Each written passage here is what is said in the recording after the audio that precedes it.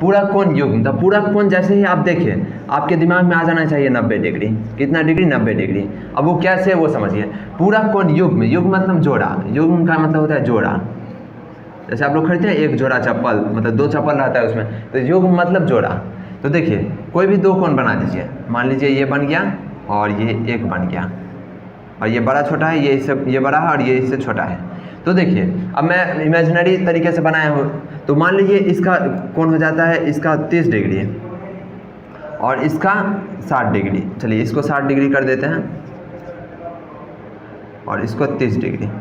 अब मैं इमेजिनरी सोच के बनाया हूँ, तो इसको आप नापिएगा तो हो सकता है कम ज़्यादा हो जाए, तो मैं अब समझाने के लिए मैं आपको बताया हूँ। तो देखिए कोई भी 2 कोण है, अगर उसको जोड़ने पे 90 डिग्री आ जाए, जैसे यहाँ पे आ रहा है 60 और 30 मिलके क्या हो गया 90 डिग्री, तो ये पूरक कोण का युग्म हो जाएगा। क्या हो जाएगा?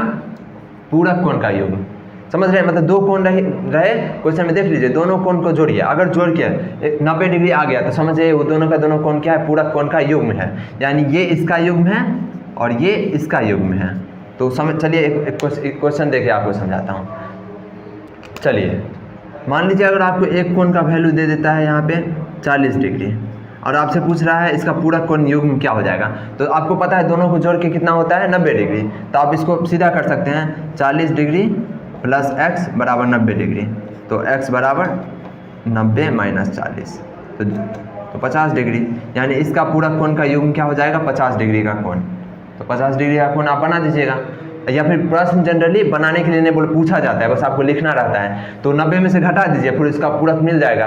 तो कोई भी कोण दे दीजिए, उसका वैल्यू मान लो x दे दिया है, तो उसका 90 में से उस x को घटा दीजिए, या फिर जो भी दिया हुआ है मान लीजिए 45 डिग्री, और इसका पूरक पूछ रहा है, तो 90 में से 45 घटा दीजिए, जो आ गया वही आंसर हो जाएगा आपका। तो पूरक मतलब 90 डिग्री, कोई भी 2 कोण को जोड़िए और 90 डिग्री आ गया तो समझिए पूरक कोण युग्म है। एक दे दिया, एक आपसे पूछ रहा है, तो 90 में से इसको घटा दीजिए, जो आया वो उसका आंसर हो जाएगा। इस तरह से पूरक कोण आपको समझ में आ गया होगा।